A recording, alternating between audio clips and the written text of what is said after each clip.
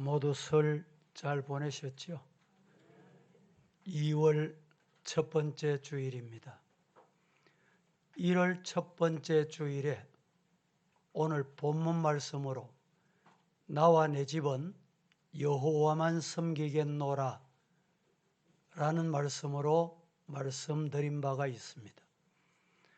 오늘 이 시간에는 동일한 본문이지만 설을 보내고 2월 첫 주일이기도 하고 한 달 동안에 우리가 뒤돌아보고 11달 동안에 잘 달려가야 되겠다 결심하고 하나님 앞에 기도하는 마음으로 말씀을 받으시고 제목의 말씀을 드린 대로 성도는 어떻게 살아야 합니까?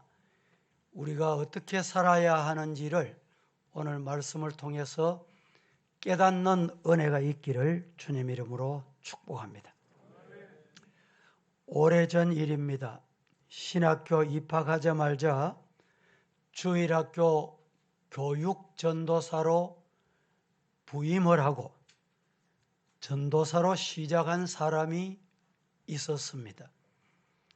불타는 사명감에 밤낮 없이 열심히 뛰고 노력하다 보니까 맡은 부서가 반년이 안 돼서 배가 되고 1년이 안 돼서 또 배가 됐습니다.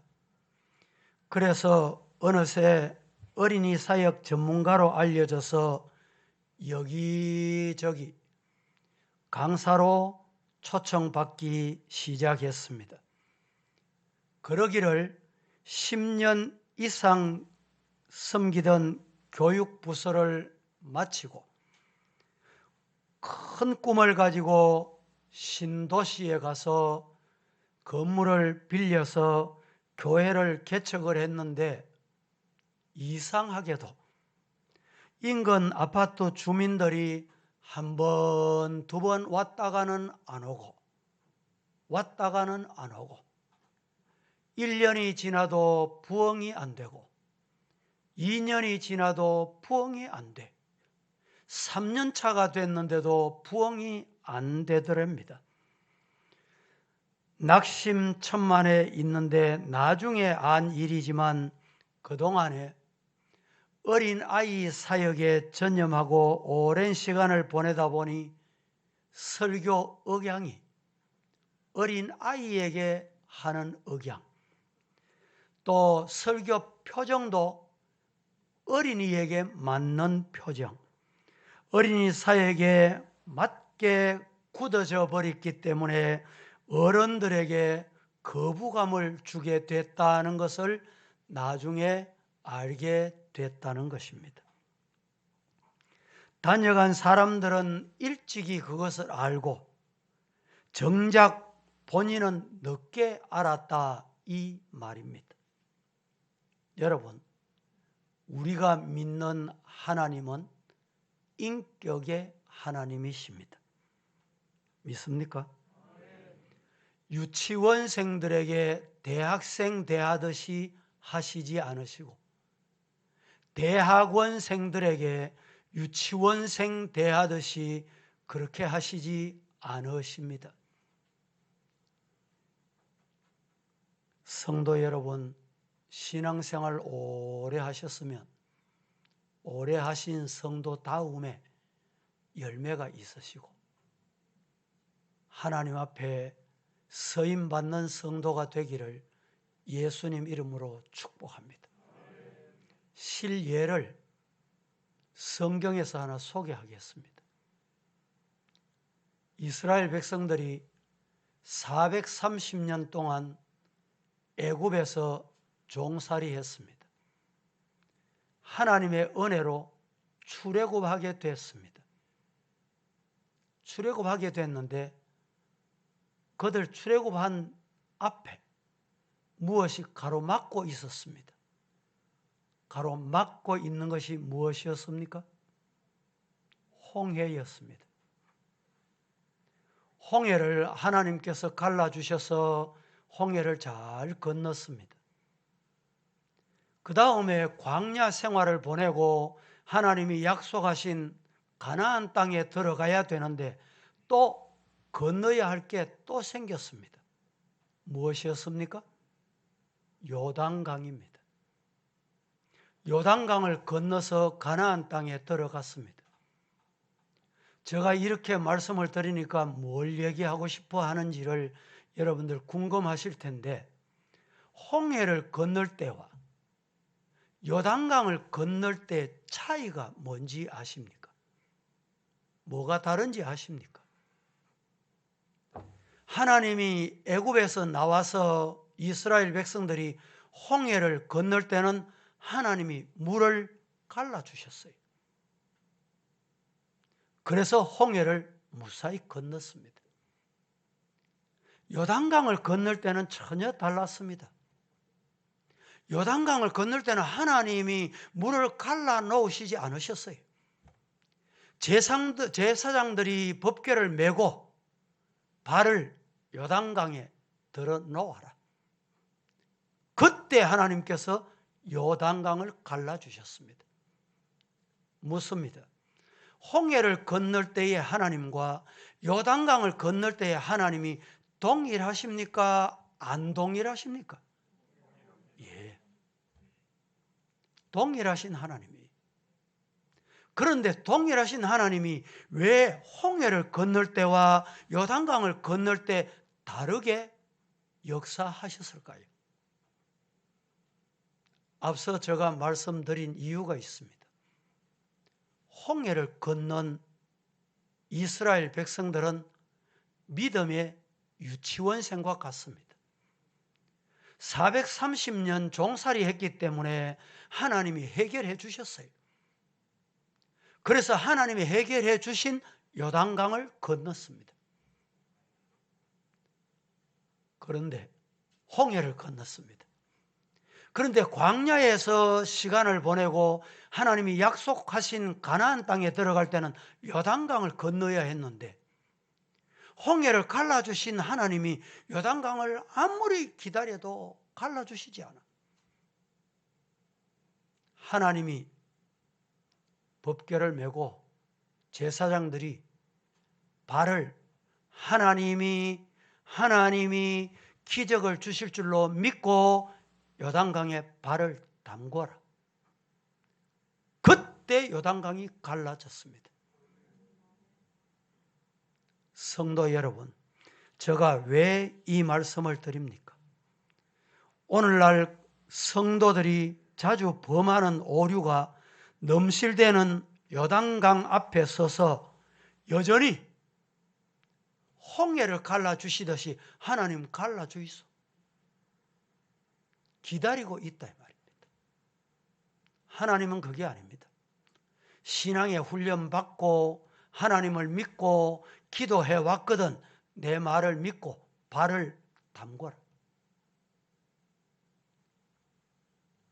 물이 갈라지면 들어가겠습니다. 이렇게 기다리는 분 없습니까? 먼저 하나님의 영광, 기적이 보이면 하겠습니다. 이렇게 신앙생활 하시는 분 없습니까? 유치원 때는 유치원에 맞는 학습을 합니다. 대학생, 대학원생이 되면 거기에 맞는 학습을 하신다. 하나님이 인격적인 하나님이시라는 말은 바로 그 말입니다. 요단강이 홍해처럼 먼저 갈라질 때까지 기다리지 마시고 여호와의 언약궤를 메고 요단 강물에 들어가는 성도가 되자는 말입니다. 신발에, 내 발에 물을 묻힐 때 기적을 주신다는 것입니다.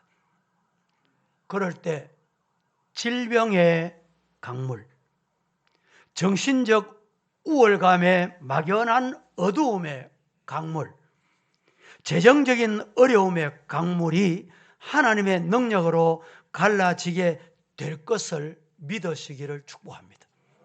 아멘 하셨으면 여러분 요단강에 발을 담궈야 돼요. 따라하겠습니다. 내가 네가 네가 믿으면 믿으면 하나님의 하나님의 영광을 영광을 보리라. 믿으면 하나님의 영광을 볼 줄로 믿습니다. 세계적으로 유명한 변화 심리학의 최고의 권위자가 한 사람이 있습니다. 이 사람의 이름인즉 앤서니 라빈슨이라는 사람입니다. 이분이 기록한 책 중에 화면에 보시면 내 안에 잠든 거인을 깨워라 라는 책이 있습니다. 이 책이 1판이 절판되고 7판, 8판까지 베스트셀러가 됐는데 최근에 이 책이 보완된 책이 또 나왔습니다. 앤서니 라빈슨이라는 사람이 어떤 사람이냐, 이 책의 내용이 어떤 내용인지 잠시 제가 소개를 드려보겠습니다. 이 책을 보신 분은 아실 거예요. 아직 이 책을 읽어보지 못하셨으면 이 책하고 제가 이익관계는 아무 관계가 없습니다. 한번 꼭 읽어보시면 유익합니다. 이 책은 실제적으로 체험한 것, 본인이 체험한 것을 바탕으로 기록한 책입니다. 가난한 사람들이 사는 10평 남짓한 아파트에서 끼니를 걱정하면서 살았습니다. 배우지 못한 절망감과 누구에게도 인정받지 못하는 열등감으로 하루하루 살았습니다. 멀리 가고 싶은데 멀리 갈 수 있는 교통비가 없어 먼 길을 가본 적이 없는 사람입니다. 쓰레기통을 뒤져 입다 버린 옷이 있으면 그것을 주워다가 입고, 배가 고프면 쓰레기통을 뒤져서 혹시 버린 것이 없나 이렇게 먹고 살던 라빈슨입니다. 그런데 이 라빈슨이 국제 상공회의소가 선정한 세계에서 뛰어난 인물 10사람을 선정하는데 10대 인물 중에 한 사람이 됩니다. 생각해 보세요. 노숙자가, 거린이, 교통비가 없어 멀리 못 가는 사람이, 입을 것도 없고 먹을 것도 없는 사람이, 내가 배우지도 못했는데 어떻게 세계 10대인 중에 한 사람으로 선정이 될 수 있냐 이 말이죠.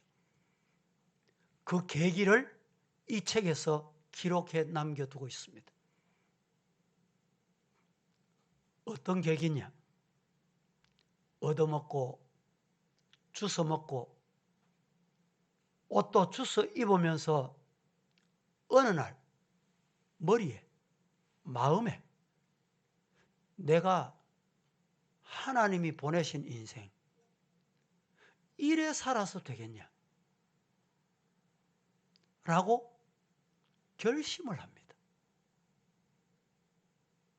결심을 합니다. 그 결심이 라빈슨의 인생을 바꿔 놓았다 이 말입니다. 내용 줄거리는 너무 간단합니다. 따라해 보실까요? 고민은 불행의 지표지만 결단은 행복의 지표다. 시작. 고민은 불행의 지표지만 결단은 행복의. 고민하십니까? 불행의 지표입니다. 그러나 결단은 행복의 지표입니다. 한 달이 지났습니다. 금년.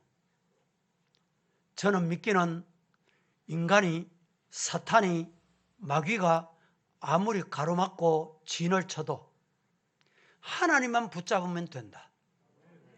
그래서 한 주간 동안에 도전하자는 말씀을 드렸어요.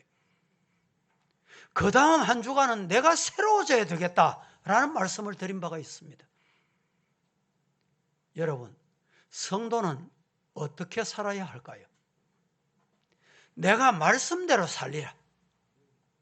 하나님이 주신 말씀 붙잡고 살리라. 라빈슨이 거지에서, 거린에서, 노숙자에서 세계 10대인 중에 한 사람이 되는 건 우연이 아닙니다. 이 결단이 그 인생을 만들었듯이 우리 모두 믿음으로 살리라. 하나님의 말씀 따라 살리라. 결단하고 결심하고 기도하는 이 시간이 되기를 예수님 이름으로 축복합니다. 사람이 결단할 때 발전을 가져옵니다. 오늘 꼭 끊어야 할 것을 끊는 위대한 결단. 우리 성도 금년에는 작심삼일이 되지 않기를 바랍니다. 그때 하나님이 역사하십니다. 말씀을 믿고 요단강에 발을 담그자는 말입니다. 우리 성도들이 어떻게 살아야 하는가? 여호수아를 통해서 여호수아 24장 14절 한 절에서 우리에게 알려줍니다. 그 많고 많은 말씀을 다 우리가 기억할 수 없지만 한 절 정도를 기억하지 못할 사람이 없습니다. 오늘 이 시간에 이 14절 이 말씀을 내게 주신 말씀이다. 내 인생을 바꾸기 위해서 오늘 이 말씀을 준비하셨다. 받으시고 아멘 하셔서 기적의 주인공이 다 되시기를 예수님 이름으로 축복합니다. 오늘 본문 15절 말씀은 이렇게 말합니다. 만일 여호와를 섬기는 것이 너희에게 좋지 않게 보이거든 너희 조상들이 강 저쪽에서 섬기던 신들을 섬기든지 또는 너희가 거주하는 땅에 있는 아모리 족속의 신들을 섬기든지 너희 섬길 자를 오늘 택해라. 여호수아가 그리고 난 다음에 이렇게 말 나와 내 집은 나와 내 가족은 여호와 하나님만 섬기겠노라. 오늘 우리 성도 여러분 코로나 오미크론 3만 명이 넘고 10만 명이 될 수 있다 이렇게 아우성이고 교회들이 두려워하고 염려하지만 여러분 하나님이 함께 하시면 감염돼도 확정돼도 이길 수 있다 믿으시고 이 자리에 오고 싶지만 확진돼서 오지 못하는 성도님들도 계십니다. 오늘 유튜브로 예배 참여한 성도 여러분 하나님이 치료해 주시면 어느 누구보다도 빨리 건강 회복할 줄로 믿습니다. 우리는 코로나가 와도 오미크론이 확산돼도 나와 내 집은 여호와만 섬기겠노라. 하나님께 예배하겠노라. 이 결심이 우리 성도들의 결심이 되시기를 예수님 이름으로 축복합니다. 그러면 오늘 본문을 통해서 우리 성도는 어떻게 살아야 하는가? 3가지로 말씀을 드려보겠습니다. 첫째, 성도는 하나님을 경외하며 살아야 합니다. 한 번 더 말씀드려볼까요? 우리 하나님의 자녀된 성도는 하나님을 경외하며 살아야 합니다. 시작. 성도는 하나님을 경외하며 살아야 합니다. 예, 우리 모두 하나님을 경외하면서 살기로 금년 한 해 약속하시고 기도하시고 결단하시기를 주님 이름으로 축복합니다. 14절 말씀을 한번 합독하겠습니다. 그러므로 시작. 그러므로 이제는 여호와를 경외하며 온전함과 진실함으로 그를 섬기라. 너희의 조상들이 강 저쪽과 애굽에서 섬기던 신들을 치워버리고 여호와만 섬기라. 그러므로 이제는 여호와를 경외하며, 이렇게 여호와를 경외하며 이 단어만 하면 경외하는 게 도대체 어떤 거냐? 어떻게 여호와를 경외해야 되느냐 묻고 싶은 분이 계실지 모르겠습니다. 여기에 여호와를 경외한다라는 원문의 뜻은 여호와를 두려워한다, 여호와를 무서워한다, 이런 뜻이 담겨 있습니다.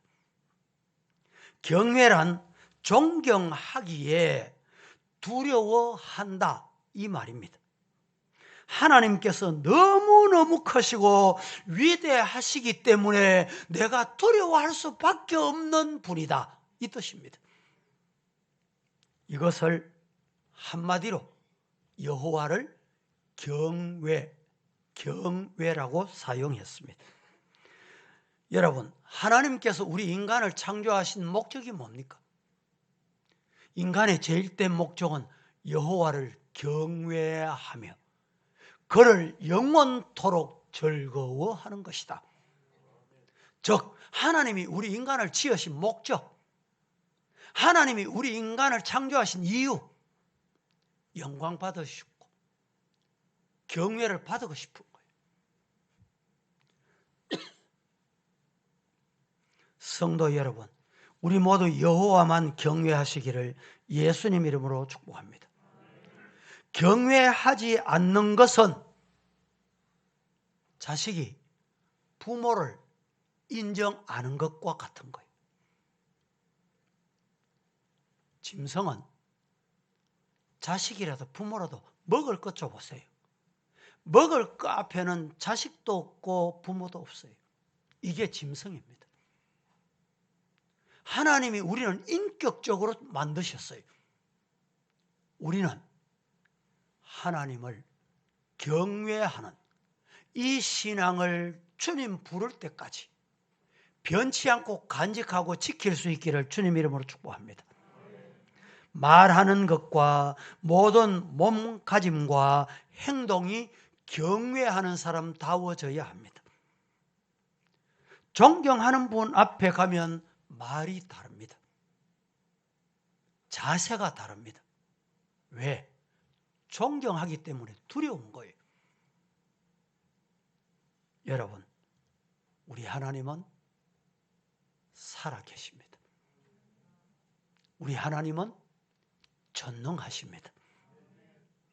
우리 하나님은 저와 여러분의 속까지 다 환히 들여다보십니다. 들여다보실 뿐만 아니라 다 아십니다. 그래서 사람은 외모로 취하지만 하나님은 중심을 보신다고 하셨습니다. 여러분, 중심 보시는 하나님 앞에 내가 오늘 주일인데 예배 드리러 가야지. 그러면 마음과 뜻과 정성을 다해서 예배 시간에 늦지 않도록 미리 와서 기도하고 준비하는 것은 어디서 나오는 거냐? 여호와 경외할 때만이 가능합니다. 여러분에게 묻습니다. 혹시 예배 시간에 좀 긴장이 되십니까? 아니면 그냥 쉽게 말하면 해산 풀어 가듯이 편안하게 눈 감고 자자, 쉬자, 이런 분은 없으시죠? 예배 시간은 긴장하셔야 됩니다. 왜? 존경하고 존귀하신 분 앞에 앉아 있기 때문에. 그래야 졸음도 안 오고 예배를 예배답게 하나님께 드릴 수 있게 되는 것입니다. 이스라엘 백성들이 애굽 땅에서 요사이로 말하면 인권은 상상도 못했습니다. 사람이 짐승 부리듯이 부림을 당하고 살았습니다. 그런데도 여러분 기억하세요. 사람이 가는 길을 막아도 하나님이 복 주시면 복이 임합니다. 이스라엘 백성들이 자녀를 얼마나 잘났는지 얼마나 건강한지. 새벽부터 밤늦게까지 일을 시켜도 그렇게 노동을 해도 건강해, 건강. 그래서 이스라엘 백성들이 숫자가 많아졌습니다. 바로 왕이 곰곰이 생각을 하다가 이대로 둬서는 안 되겠다. 왜? 이스라엘 숫자하고 애굽 숫자하고 비슷해지면 저 이스라엘 백성들이 뭉쳐서 자기들 혹시 공격해 올까 봐. 그래서 무서운 악법을 만듭니다. 그 악법이 뭡니까? 왕이 말하면 그게 법이에요. 산파들을 불렀습니다. 너희들에게 지금 파송하는데 어디로 파송하느냐? 이스라엘 백성들에게 파송을 하는데 이스라엘 백성들 자녀를 낳을 때쯤 되거든 도와준다 하고 도와주러 가거라. 도와주러 가서 딱 보고 아이가 태어나거든, 남자거든 남아가 태어나거든 그 자리에서 죽여라. 무서운 명령을 받아서 이 산파들이 파송을 받았습니다. 이스라엘 백성들에게 가서 자녀를 낳는데 아들을 낳았어. 안 죽이고 살려줍니다. 안 죽이고 또 살려줍니다. 불렀습니다. 어찌 된 일이냐? 이 산파들이 유대 백성 이스라엘 민족은 얼마나 건강한지 그만 가서 출산을 도와주려고 갔는데 가면 이미 출산해 보십니다. 이 성경 내용이 그래요. 그리고 난 다음에 그들이 하는 말이 이렇습니다. 산파들은 하나님을 두려워하여 애굽 왕의 명령을 어기고 남자 아이들을 살렸다. 여러분, 산파들이 따라해 보실까요? 하나님을 두려워하여. 여기에 두려워하여라는 요 단어가 오늘 여호수아서 24장 14절에 여호와를 경외라는 단어와 동일한 단어예요. 여호와 경외하면 여호와를 두려워해요. 하나님이 보신다. 하나님이 아신다. 하나님의 명령을 지켜야지. 바로 왕보다 하나님의 말씀을 지켜야지. 그렇게 되기를 주님 이름으로 축복합니다. 여러분, 하나님을 진짜 경외하는 저와 여러분 되시기를 축복합니다. 시편 34편 9절에 한번 합독하겠습니다. 시작. 이 성도들아 여호와를 경외하라. 그를 경외하는 자의 부족함이 없도다. 너희 성도들아, 오늘 저와 여러분을 향해서 하시는 말씀이에요. 너희 성도들아 여호와를 어떻게 해라? 예, 여기 경외하라는 말이 두려워해라는 거예요. 여호와를 경외하는 자에게는, 여호와를 두려워하는 자에게는 뭐가 없어요? 부족함이 없다. 우리 성도들 금년 한 해 여호와를 경외하시고 여호와를 두려워하시오. 하나님이 공급하시는 것으로 부족함이 없는 축복의 한 해가 되시기를 예수님 이름으로 축복합니다. 두 번째, 성도는 하나님을 경외하며 살아야 됩니다. 두 번째는 성도는 하나님을 온전히 섬기며 살아가야 합니다. 성도는, 오늘 저와 여러분은 하나님을 온전히 섬기며 살아가야 합니다. 시작. 성도는 하나님을 온전히 섬기며 살아가야 합니다. 14절 말씀 한 번 더 봉독합니다. 그러므로 시작. 그러므로 이제는 여호와를 경외하며 온전함과 진실함으로 그를 섬기라. 너희의 조상들이 강두척과 애굽에서 섬기던 신들을 치워버리고 여호와만 섬기라. 그러므로 이제는 여호와를 온전히 섬겨라. 또 온전은 어떻게 섬기는 건가? 온전이라는 단어의 의미는 뭔가 묻고 싶으시죠? 오늘 여기 온전함이라는 원어의 뜻은 흠없이 섬겨라. 흠없이 하나님을 섬기는 것이 온전하게 섬기는 것입니다. 잘 들으세요. 구약의 이스라엘 백성들이 하나님 앞에 제물을 드릴 때는 저는 거나 눈이 한쪽 없는 거나 흠 있는 것을 하나님이 안 받으셨어요. 왜? 온전한 제물을 드려야 돼. 왜냐하면 이 온전한 제물이 신약에 오실 예수의 표본이기 때문에. 예수님은 우리와 똑같은 인간이 돼. 죄 없으신 온전하신 분입니다. 이 자리에 여러분 공로가 있다, 나는 거룩하다, 나는 깨끗하다, 아이고 저 인간 왜 저렇게 더럽노, 회개 안 하노, 이런 분 계십니까? 온전함으로 하나님을 섬길 수 있기를 주님 이름으로 축복합니다. 온전함으로 섬긴다는 말은 예수님만이 온전하시기 때문에 여러분 우리가 예배를 드릴 때 온전함으로 예배를 드려야 돼요. 온전함이 어떤 거냐?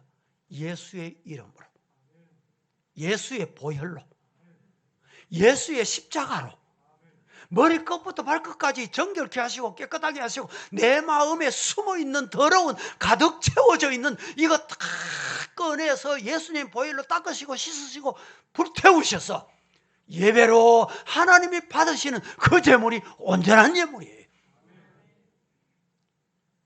최근에 보니까 참 연세 많은 노부부가 평생 동안에 과일 팔고 장사해가지고 어느 학교에 장학금, 공부 못하는 학생에게 좀 장학금 주세요, 몇 억을 헌납을 했어요.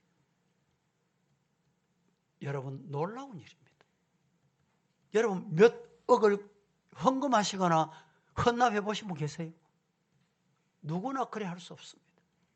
그런데 그렇게 하면 온전할까요? 아닙니다. 예배를 드릴 때, 찬송을 드릴 때, 기도를 할 때, 여러분 사회생활 하실 때 기억하셔야 돼요. 이 온전함이란 예수님의 피로, 예수님의 보혈로 내 머리 끝부터 발끝까지 정결케 해주신 예수 이름으로 나를 덮으시고 나를 하나님께 드릴 때 온전함이 있는 거예요.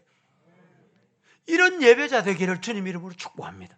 우리 성도들이 꼭 기억해야 될 게 있어요. 첫째는 언행이 온전해야 돼요. 언행이. 말하는 거하고 속하고 다른 거 하나님이 아신다 했잖아요. 언행이 온전하지 않으면 안 돼요. 두 번째는 가정생활이 온전해야 돼요. 세 번째는 사회생활이 온전해야 돼요. 직장생활, 뭐 내 예수 믿는 거 아무도 모르지. 그리고 불신자같이 행하면 안 된다는 거예요.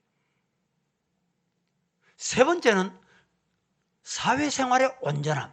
마지막 네 번째는 우리 성도들이 교회생활의 온전함이 있어야 돼요. 이것이 온전할 때 하나님이 받으시는 거예요. 하나님을 참 섬기는 성도입니다. 오늘 예배를 드립니다. 여러분 예배를 드리기 위해서 토요일쯤 되면 사화도 미리 준비하시고 주일 아침에 일찍 일어나 사화를 준비하시고 머리를 쓰다듬으시고 내가 하나님 앞에 예배 드리러 가는데 그게 온전함이 묻어나는 거예요. 그때 예수의 보혈로 우리의 피 묻은 모든 더러운 모든 것을 예수의 피로 정결케 하시는 거예요. 예배를 드립니다. 찬송을 드릴 때도 내 감정에 따라서 뭐 내가 크게 부르고 기분 좋으면 부르고 내가 기분이 조금 뭐 감정이 언짢으면 대충 하고 이러면 온전한 예배가 될 수 없습니다. 한 번 더 말씀을 드리지만 여러분 주일 교회 오실 때 목사님에게 은혜를 주셔서 말씀에 은혜 받게 하옵소서 좋습니다. 은혜 받으시기를 주님 이름으로 축복합니다. 그런데 더 중요한 게 있어요. 은혜 받는데 목적을 두고 오시면 안 됩니다. 설교가 여러분은 감정에 안 맞으면 은혜 안 돼요. 그러면 은혜 안 되면 온전한 예배가 안 돼요. 예배가 아닙니다. 예배를 드릴 때 여러분 하나님 앞에 영광을 돌려드리기 위해서 지금 이 시간에 말씀을 받으면서 하나님 맞습니다, 그렇습니다, 믿습니다, 이 말씀대로 하나님이 영광 받으시기를 원합니다. 이게 온전한 예배가 되는 거예요. 그때 온전한 예배를 받으시고 하나님께서 내게 우러내리는 은혜를 주시는 거예요. 기도할 때도 마찬가지입니다. 준비된 기도. 이 준비 안 되니까 행설수설합니다. 준비하지 않고 오니까 창세기부터 계시록까지 왔다 갔다 해요. 동서남북 왔다 갔다 하는 거예요. 여러분 기도도 내 감정에 맞추어서 하시면 안 돼요. 찬양을 드릴 때 우리 찬양대 오늘 찬양을 참 잘하셨습니다. 여러분들이 찬양 잘한다, 은혜롭게 했네 이러시면 안 된다는 거예요. 이 찬양을 드릴 때 내 마음을 거기에 쏟아서 함께 정성으로 하나님께 찬양을 함께 올려드리는 거예요. 그 예배가 온전한 찬양이에요. 우리 한국교회가 주일날 와서 예배 드릴 때는 성도들이 모여요. 서울의 대형 교회는 이제 이 방송을 하잖아요. 보니까 코로나 오미크론 때문에 몇 프로만 이래가지고 덤석덤석 앉아가지고 얼마나 안타까운 일입니까? 우리 성도들이 예배에 생명을 걸고 우리 성도들 참 이렇게 주일마다 1부 예배, 2부 예배, 3부 예배까지 또 우리 청년들 예배, 오후 예배 너무너무 감사해요. 혹시 목사님이 염려할까 봐 미리 제가 이런 이유로 못 갑니다. 확진 사정 때문에 못 갑니다. 확진자 접촉 때문에 못 갑니다. 얼마나 감사해요. 그러면 영상으로 예배 드리세요. 여러분 교회 성도들이 중직쯤 되면 주일을 비우고 주일 못 나올 때쯤 되면 목사가 염려하고 하나님 앞에 또 기본적으로 보고는 하고 그 정도 영적인 수준은 갖추어야 돼요. 왜 그러냐? 온전한 예배여야 됩니다. 우리가 주일마다 예물을 드리죠. 헌금을. 여러분 다 준비해서 헌금을 드리죠. 과거에 제가 어릴 때 저희 어머님이 야야야야 헌금은 그냥 하면 안 된다. 이래가지고 어떨 때는 지폐를 다리미질 해가지고 깨끗하게 다리미질하고 또 하고 또 하고. 왜 그럴까요? 중심을 보시는 앞에 온전한 예배, 온전한 헌금. 성경 한번 보겠습니다. 고린도후서 9장 4절 시작. 꼭 마게도냐인들이 나와 함께 가서 너희가 준비하지 아니한 것을 보면 너희는 고사하고 우리가 믿었던 것에 부끄러움을 당하기에 두려워하노라. 혹 마게도냐인들이 나와 함께 가서 너희가 준비하지 아니한 것을 보면 너희는 고사하고 우리가 이 믿던 것에 부끄러움을 당할까 두려워하노라. 제가 설교하기 위해서 원고를 늘 준비합니다. 물론 이 원고를 완전히 다 외울 수 있으면 좋죠. 아나운서들이 앞만 보고 하지요. 요 사이는 영상이 좋아가지고 영상 앞에 자막이 다 나갑니다. 다 나가요. 앞으로 교회도 아마 그런 게 도입될 가능성이 있습니다. 이 준비 없이 하면 준비 없이 하면 온전한 예배가 되지 않는 거예요.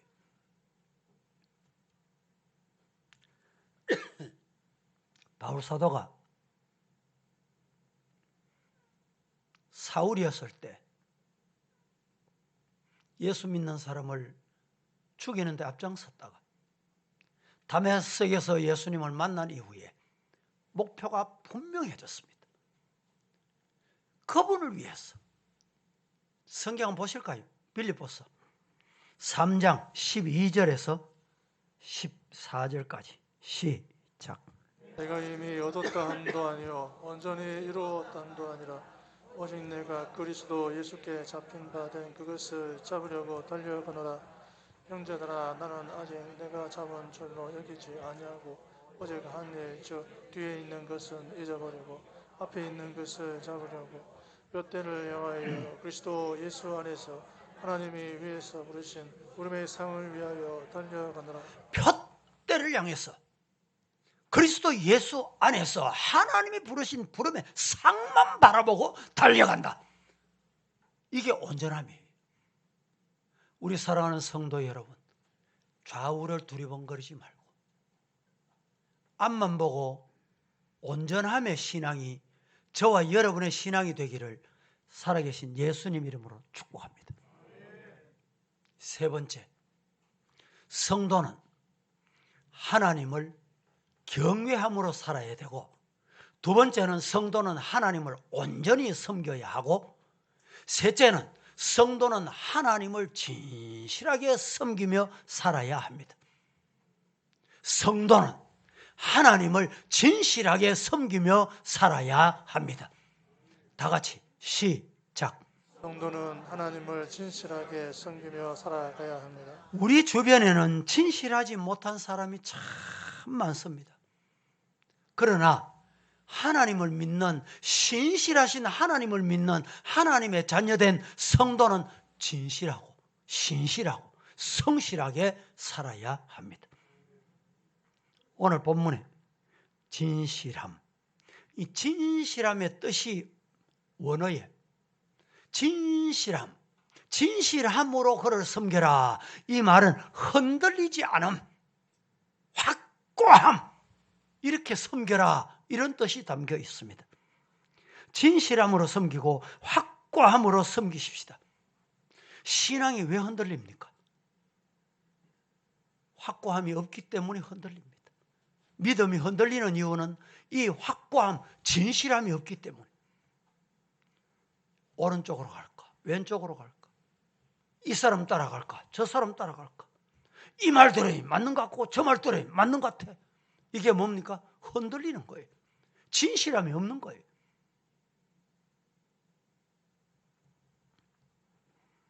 사울은 욕심을 이기지 못하고 욕심에 흔들렸습니다. 결국에는 하나님께서 그를 패하시고 그를 버리고 마셨습니다. 우리 사랑하는 성도 여러분, 유혹이나 욕심에 흔들리지 마시기를 예수님 이름으로 축복합니다. 이게 진실함이에요.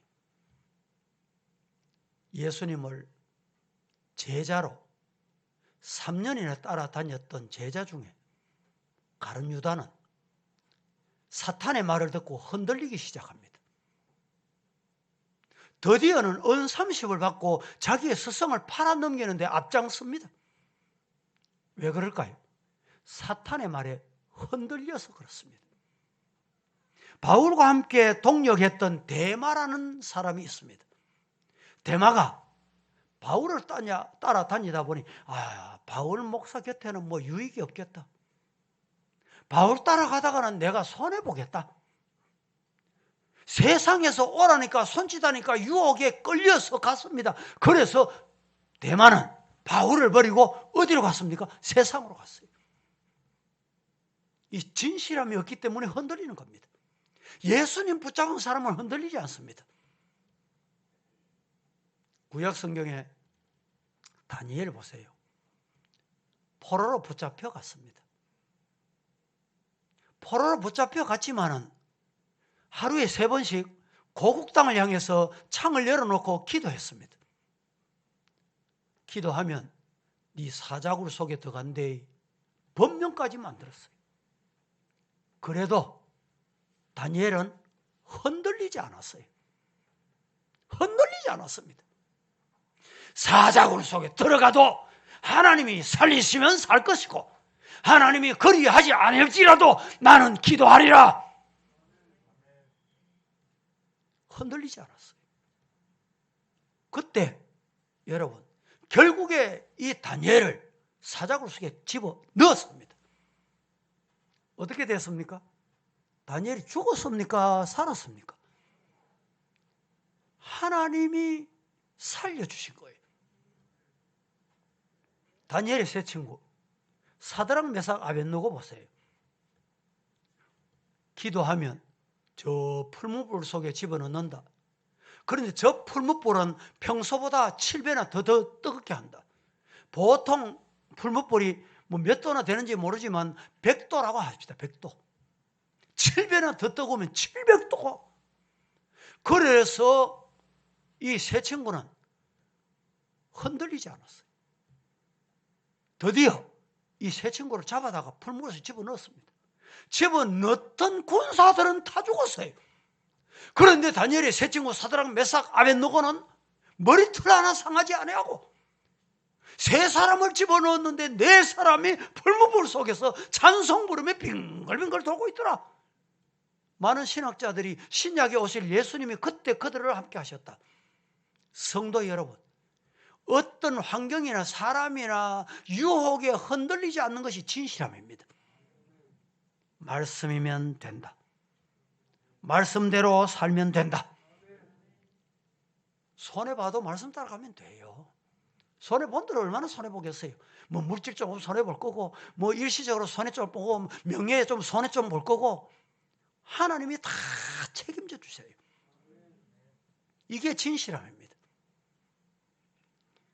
황해도 소래마을에 복음화가 이루어진 것은 전적으로 그 당시에 예수 믿는 초신자 한 사람이 있었는데 그 사람이 누구냐? 서상륜이라는 초신자입니다.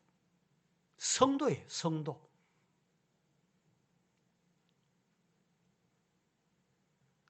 (1885년) 우리나라 최초로 세워진 소래교회, 예배당을 기역자로 짓기 시작합니다. 그 당시에는 기역자로 짓던 이유가 있었습니다. 남녀가 함께 예배 드릴 수 없기 때문에 남자 이쪽에, 여자는 이쪽에, 이래가지고 설교자가 중간에 서서 서로 보이지 않는 곳에 앉아서 예배를 드렸거든요. 이 소래교회를 건축하다가 재정이 부족해. 더 이상 교회를 건축할 수가 없어. 서상륜이라는 성도가 내 집, 그 당시에는 지을 때 이렇게 콘크리트 뭐 몇 층까지 이런 게 없잖아요. 기와집을 지었잖아요. 그것을 지금 모형을 따가지고 와가지고 이제 황해도였기 때문에 그걸 볼 수 없잖아요. 볼 수 있도록 하기 위해서 우리 총신신대원 양지에 모형을 만들어 놨습니다. 그런데 전국 교회가 그 모형 교회 이 형태를 만들어 놓은 교회 가서 예배도 드리고 순방도 하고 방문도 하고 이런 경우가 있습니다. 교회 재정이 부족해서 기와를 올리지 못하게 됐습니다. 그때 서상륜이라는 이 성도가 우리 집을 뜯어가지고 우리 집의 기와를 교회로 옮기자. 이래가지고 교회 짓는데 완성하게 됐다는 거예요.